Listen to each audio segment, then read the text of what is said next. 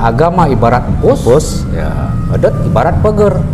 Artinya adat harus melindungi agama. Fungsi pagar itu kan melindungi kan. Iya. Maka hukum adat itu agak lebih luas dari agama.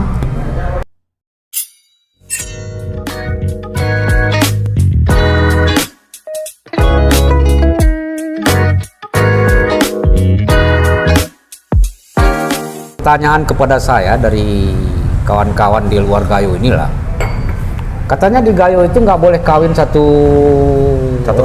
kampung. Sebenarnya bukan satu kampung. Oh ya, itu sering juga satu belah. Belah itu artinya clean. Artinya masih satu turunan dia dianggap. Dari nenek moyangnya dulu, satu turunan. Oh, satu klan itu maksudnya. Satu klan. Oh, satu. Iya. Ya kan itu satu. Lantas yang kedua, kenapa nggak boleh dalam satu kampung itu? Sebenarnya satu kampung itu boleh, tapi ada hal yang lebih kecil membatasi. Apa itu, Pak? Katakanlah ini rumah si A, salah satu rumah ini rumah si A, rumah B, ini rumah si C. Iya. Anak si A kawin dengan anak si C. Jalan ini kan? Iya. Apabila ditakdirkan Tuhan dan nggak ada yang menjamin perkawinan itu langgeng kan? Ya.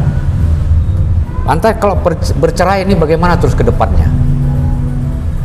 Ini sudah pasti tidak pernah akan cocok dengan ini, selalu sindir menyindir kan?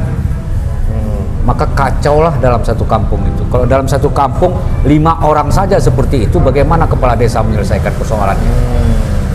Karena rentetannya, ini pun anak cicit cucunya kemari memihak kemari. Ini pun akan memihak kemari, ketemu di jalan saling sindir, saling apa kan? Iya. Nah, untuk menghambat itulah maka nggak boleh kawin. Oh, gitu. Itu walaupun dia tidak satu belah. Ya, walaupun tidak satu belah. Tapi yang namanya satu belah tadi itu tidak mesti dia satu kampung. Bisa saja katakan umpama, ya orang nih lah, nih batin itu mungkin ke Jongok kayak kan? Iya. Jongok dimanapun, kalau Jongok Meluem, nggak boleh kawin dengan Jongok Meluem. Entah dia di Pondok Baru, entah dia di katakanlah sudah pindah berusaha ke Angkup sana, itu tetap juga. Makanya ada penyelidikan tadi. Oh iya. Penyelidikan termasuk penelusuran klan tadi. Kinti tadi itu Pak ya? Iya, Kinti tadi. Wah, luar biasa sebenarnya adat Gayo ini kalau dijalankan dengan sempurna Pak ya. Nah makanya tadi lupa saya jelaskan itu kekelang rukut tadi kan. Kekelang rukut tadi Pak ya? Ya. Cuman kekelangnya tadi saya sampaikan kan. Oh iya, rukutnya yang dulu. Rukutnya itu adalah kalau di Indonesia kan ranti. Rumput ranti. Iya. Apa falsafah di sana? Pahit-pahit lemak. Ya kan? Ya rasanya pahit-pahit lemak tuh ya. Ya, jadi orang yang membawa misi itu terkadang menerima cacian dari sana. Dalam pembicaraan terkadang membongkar aib calon suaminya kan. Nah, artinya dulu beginilah, begitulah, begini kan gitu. Nah, pelit lah itu umpamanya kan, ada ini itu. Dia tidak sampaikan itu semua. Maka pahit, manis, enak, tidak enak, dia tampung, tapi dia sampaikan dengan bahasa yang sederhana yang tidak menyinggung calon keluarga laki-laki. Itu apanya? Itu yang disebut dengan kekelang rukut tadi. Ya kan? Iya. Kan kalau di apa namanya, tapi dimakan enak, dia pahit, agak lemak sedikit, dimakan enak kan. Nah, dia terima enaknya di sana, dia terima pahitnya apa, ya mungkin caci makinya diterima, tapi dia sampaikan yang bisa diterima oleh ini dan tidak menimbulkan permusuhan kalaupun tidak jadi. Oh ya, iya. Walaupun jadi kan ada juga apa namanya kan. Nah, katakanlah umpamanya enggak, ke anak si Polan itu kayaknya sudah pernah lah saya tahu dengan si Polan berhubungan. Kalau nggak salah saya ke sana juga sudah pernah meminang dia tapi ditolak. Itu kan kata-kata sakit itu kan. Betul. Nah, tapi itu tidak lagi disampaikan. Nah, artinya alhamdulillah pinangan kita diterima dengan lapang dada, dengan gini dia sampaikan itu. Oh, gitu ya. Kemudian di Telangki Sangi tadi. Telangki Sangi tadi Pak ya? Telangki itu kan utusan. utusan, tangki, utusan. Ya. Sangi itu bahasa Indonesia tahu nggak sangi? Sangi itu nggak tahu saya bahasa Indonesia apa. Ping-ping. Ping-ping ya. Ya, ping-ping. Itu rumput-rumput itu Pak kan? Ya, rumput juga, Pak. Tapi agak tinggi dia gini kan. Jadi itu kan falsafahnya dia karena dia apa namanya agak berbusa di dalamnya, Ya. ya kan? Itu pertama itu digunakan untuk pelampung dalam memancing, Iya, iya. ya kan? Ringan, Mengambang dari air ya. ya.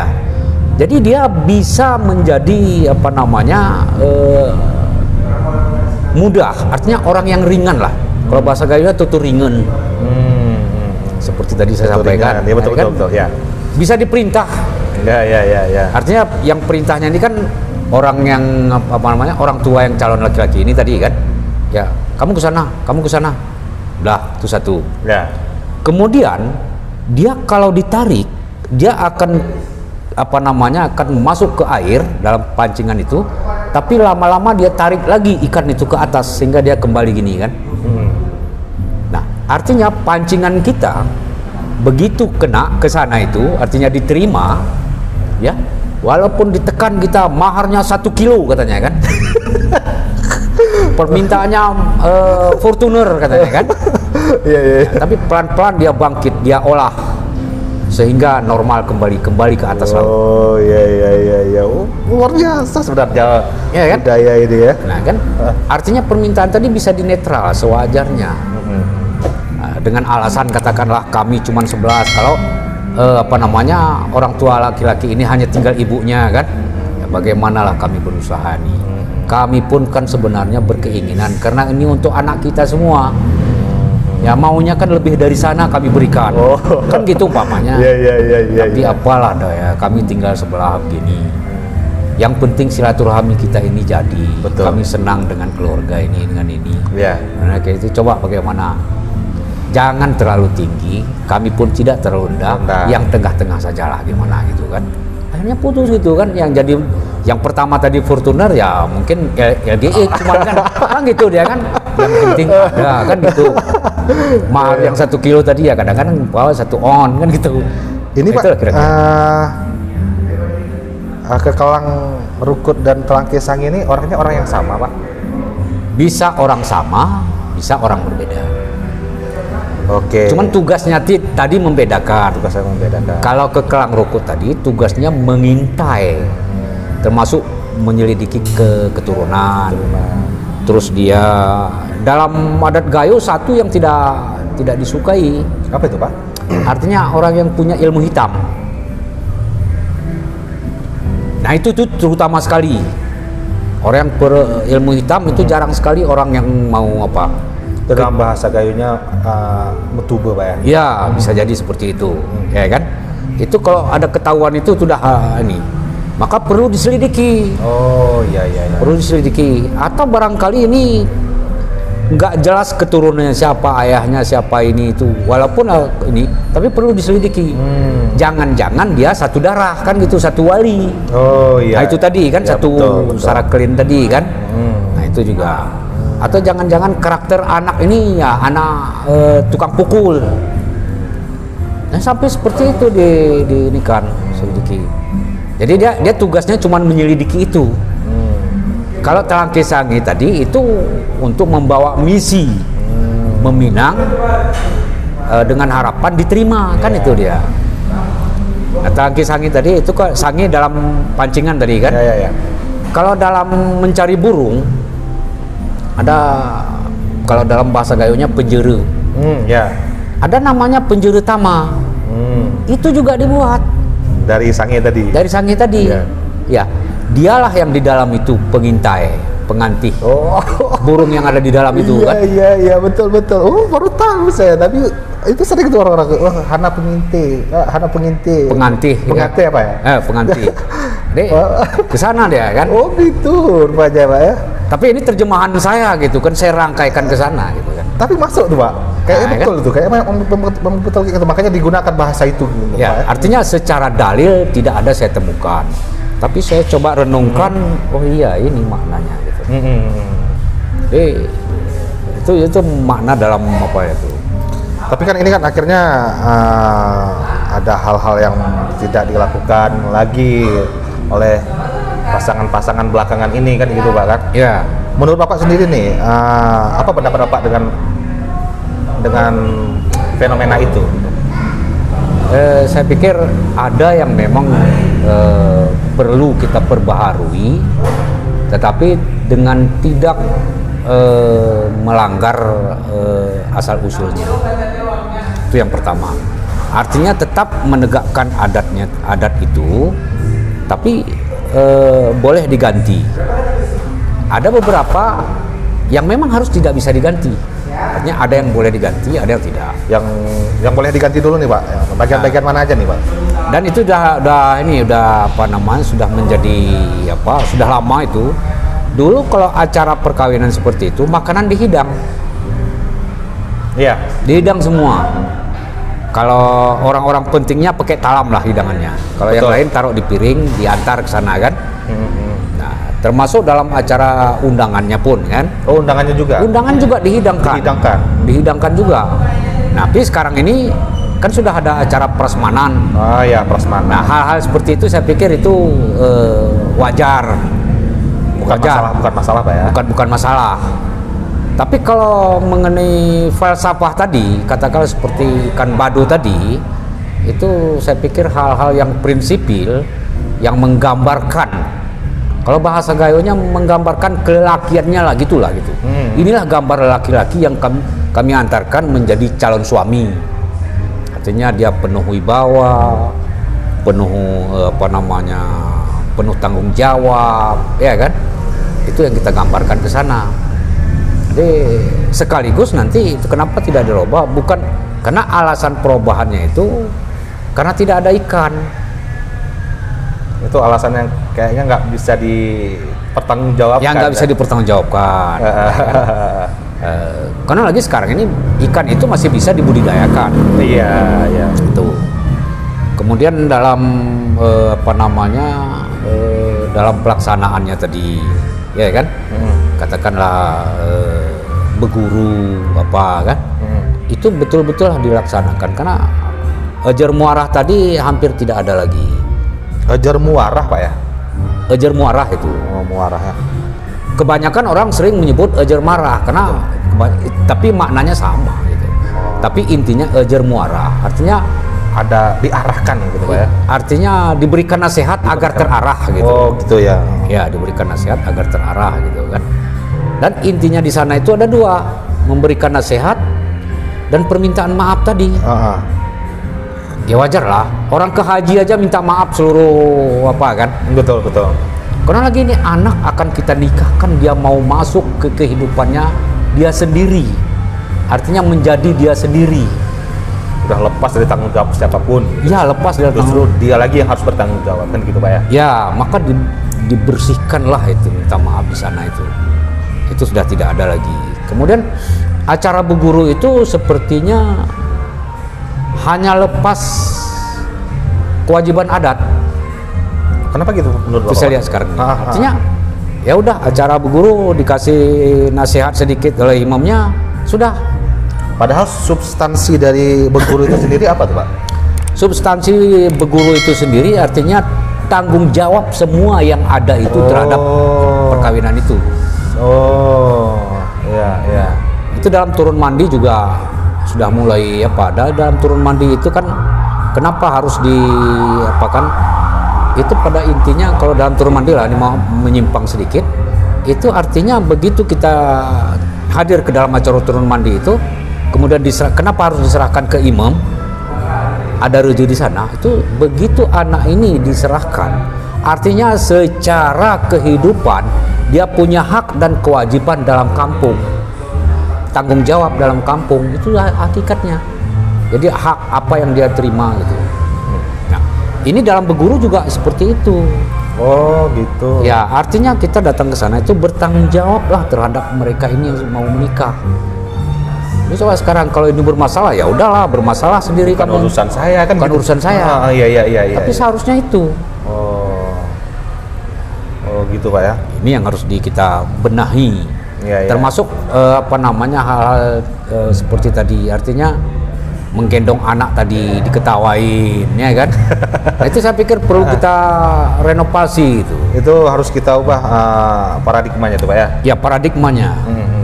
Tapi ya asal jangan tiap hari dia menggendong anaknya kan. Nah itu udah nggak ini juga kan. Karena itu secara agama juga nggak ini. Karena anak secara agama itu lebih dekat kepada ibunya. Maka ibunya lah yang harus lebih banyak waktu. Nah, itu. Sementara ayah bertanggung jawab terhadap finansial, nafkah keluarga. Ya? Ya. Dalam bahasa kerennya itu apa? Provider. Ya penyedia sarana dan prasarana gitu provider. Kan? Ya. Karena kan ini yang, dan banyak lagi orang yang ini antara kepala keluarga dengan kepala rumah tangga itu nggak bisa dibedakan orang. Kepala keluarga dan kepala rumah tangga. Ya, suami itu kepala keluarga, istri itu kepala rumah tangga. Oh, gitu. Kepala keluarga salah satunya itu adalah provider, penyedia sarana prasarana. Kemudian bertanggung jawab terhadap keamanan, kenyamanan, dan perlindungan. Termasuk di sana pendidikan. Ibu ini sebagai kepala rumah tangga. Kepala rumah tangga itu tugas dan fungsinya itu adalah mengatur sarana prasarana. Jadi kalau ada bapak-bapak yang mengatur gordon, ini harus merah, ini harus ini udah nggak ini, karena sesungkat dalam adat Gayo itu kan dibilang ya ini lah pakai rumah nih, ini lempu rumah nih. Ya. Kenapa dibilang lempu rumah? Penumah ya. Karena dialah yang mengatur segalanya di sana. Berarti istri ya, yang mengatur manajemen rumah tangga itu gitu Pak ya. Ya kalau sudah diatur seperti itu, nggak ada kata perintah lagi. Nah ini yang paling penting sekali, sering saya dengarkan itu. Iya Pak. Kata perintah selalu datang dari suami. Tos sampai kupia ya. Itu satu kan? Ya. Si weh putih hati. Kalau datang tamu, kuping kami ya. Tapi akibat kepras tadi, dia menjadi kepala rumah tangga, dia menyadari, oh tamu suami saya datang, nggak perlu lagi. Nggak perlu lagi harus dibilang buat kopi. Ya. Dia langsung inisiatif gitu Pak ya. Ya paling nanti kan kalau sudah terlalu lama barangkali ada kegiatan lain, dia kopi belum datang, baru. Ya paling kita bilang, ya ini si Polani datang ini. Itu aja kita bilang. Oh ya. Nggak usah kita bilang buat kopi Polan datang, nggak perlu. Ya. Nggak perlu. Nah, kemudian si suami juga kalau dengan harapan kopi tapi datang teh, nggak usah dibilang. Ya kan? Oh, kenapa nggak kopi nih? Oh. Ya. Kita harus ngecek. Atau terlalu lama kopi nggak datang-datang. Jangan terus perintah nih.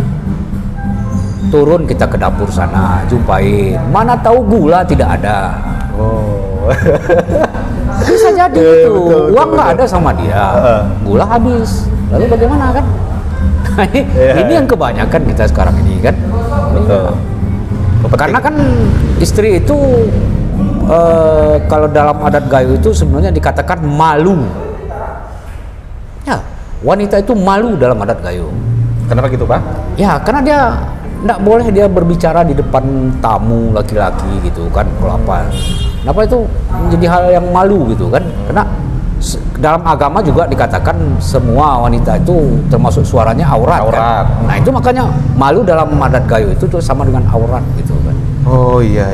Sebenarnya kalau kita menjalanin adat ini aja sebenarnya udah tertata kehidupan kita sendiri. Jelas, karena kan adat Gayo ini begitu masuknya Islam ke adat Gayo, ke tanah Gayo ini, maka adat Gayo itu seluruhnya menyesuaikan dengan agama, ajaran syariat Islam. Ajaran syariat Islam. Maka timbullah falsafah dalam adat Gayo itu, agama ibarat empus, adat ibarat peger. agama ibarat pus, ya, adat ibarat pagar. Artinya adat harus melindungi agama. Fungsi pagar itu kan melindungi kan. Iya. Maka hukum adat itu agak lebih luas dari agama.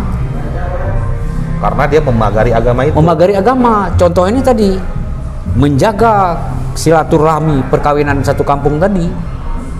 Maka digariskan dalam adat itu tidak boleh kawin satu kampung. Karena itu tadi menjaga jangan terputus silaturahmi.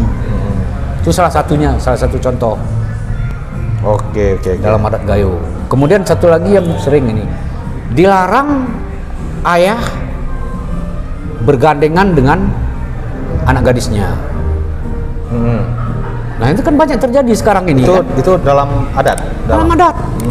Itu. Kemudian dilarang beriringan antara anak dengan orang tua di jalan. Jalan kita umpamanya sebenarnya dilarang beriringan gini. Kalau anaknya sudah dewasa lah. Kenapa demikian? Kenapa, Pak? Ini mohon maaf saya contohkan, yang namanya hewan. Kan nggak tahu kita kayak ayam kan? Tahu-tahu udah kawin di depan kita kan? Bagaimana kita lihat? Anak melihat, kita melihat bagaimana? Nah itu yang nggak boleh. Oh sampai ke situ loh. Ya maka itu yang dikatakan itu pagar adat. Dalam agama nggak dilarang anak beriringan dengan orang tua kan? Berarti justru adat ini justru lebih ketat. Ya lebih ketat dari ketimbang. Tapi demi menjaga terlaksananya agama. Betul. Nah itu. Nah, mungkin ini harapan Bapak sendiri nih Pak ya. Ya. Terhadap kita ini kan ada yang namanya majelis adat, ada yang namanya pemangku adat. Ya. Dan informasi-informasi yang seperti Bapak sampaikan tadi itu kan agak langka kita dengar, gitu ya. Agak langka kita dengar apakah itu dalam di kampung atau di suatu seminar atau apapun. Ya. Itu harapan Bapak gimana nih mengenai ini? Ya, kalau kalau kita ke lembaga adat, tidak bisa kita tumpukan harapan kita 100% ke sana. Perlu adanya komunitas. Komunitas dari pecinta adat itu sendiri. Artinya tidak mesti secara resmi, tapi ada kajian-kajian. Katakanlah seperti kami dengan usaha ini tadi, dengan siapa kan? Iya. Duduk cerita ini, jadi ada pengetahuan. Ya. Kemudian di sekolah ini sekarang sudah ada mata pelajaran muatan lokal namanya. Muatan lokal. Seyogianya muatan lokal itu diberikan bukan hanya dari guru itu sendiri, tapi diundanglah, sekolah mengundanglah orang-orang yang tahu. Tapi dengan merumuskan materi tentang ini, tentang ini. Karena kebetulan kami selain mengajar di kampus juga sebagai majelis pendidikan di Bener Meriah. Majelis pendidikan. Ya, MPD Bener Meriah. Majelis pendidikan daerah ya, Pak? Ya, majelis pendidikan daerah. Ya. Pernah memprakarsai satu program, ya Pak, ya, untuk membuat kurikulum muatan lokal. Tapi alhamdulillah sampai sekarang ini program itu selalu dihapus. Dihapus? Artinya tidak ada program kami ke sana. Selalu dihapus. Artinya itu tidak dijalankan atau memang tidak boleh dijalankan gitu? Bukan, kan artinya program kami itu ingin merumuskan kurikulum muatan lokal itu. Tentu kan dilakukan dengan beberapa kegiatan, mulai dari seminar, kemudian perumusan materi untuk TK, apa untuk SD, apa untuk SMP, SMA kan. Nah kemudian baru melatih gurunya kan. Betul. Nah itu yang kami ajukan, tapi anggaran selalu dipotong, jadi kami nggak bisa melaksanakan itu. Ya, karena kan pada umumnya sekarang ini, nah ini satu lagi menjadi kendala. Ya Pak. Ketika kita ajak, itu daftar lintang pertama ditanyakan, ini yang menjadi sulit. Baik Pak, mungkin terakhir Pak ya. Apa harapan Bapak terhadap masyarakat yang mendengar atau para penonton channel ini dalam penerapan pelaksanaan adat istiadat ini Pak? Ya. Sebenarnya adat ini perlu dilestarikan karena orang yang beradat dan berbudaya itu akan menjadi khas tersendiri. Kenapa saya katakan khas tersendiri? Karena adat budaya itu adalah kekayaan nasional, dan orang yang tidak melaksanakan adat dan budayanya sendiri itu lama-kelamaan akan tenggelam di telan bumi. Nah, itu yang yang paling penting itu akan ditelan bumi, artinya lenyaplah dia dari peredaran dengan budaya-budaya yang lain. Itu saja. Oke. Baiklah teman-teman, inilah diskusi singkat sekali sebenarnya bersama Bapak Turham AG. Ke depan pasti ada lagi informasi-informasi penting. Mungkin Bapak ada waktu lagi ya, kalau ada diskusi seperti ini akan diskusi lagi seperti ini, kira-kira ada waktu, Pak? Kalau tentang adat akan kita sediakan waktu. Oke, baik, luar biasa. Teman-teman, itu tadi pembahasan kita, mudah-mudahan ada manfaatnya. Jadi jangan lupa buat teman-teman yang ada di rumah, like, subscribe, dan share video ini apabila video ini bermanfaat. Wabillahi taufiq wal hidayah. Assalamualaikum warahmatullahi wabarakatuh.